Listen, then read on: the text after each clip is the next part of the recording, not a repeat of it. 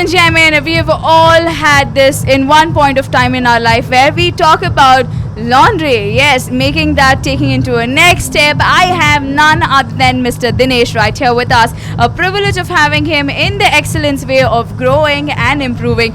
Congratulations, firstly, and very warm welcome. What would you like to tell about your experience right here and winning this exclusive award for your company?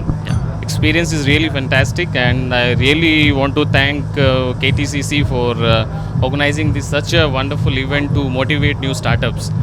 We are just a 2-year-old company, and this is our first award, and I really want to say thanks to KTCC for giving value to such kind of startups, and it really motivates me, to my team, to all my people who are there in my team, who are like working day and night. The unique thing about our startup is we are the organic laundries, and we are the only one who started this laundry service in India. Right now in Pan India there is no organic laundry services, and as you see right now working class population is increasing. So nowadays ladies are no more homemakers. So they are doing very good job. They are at very good designations. They are CEOs and other designations they are holding, and since they are busy with their work, they don't have time to do their laundries and all. Nowadays this food industry is already growing.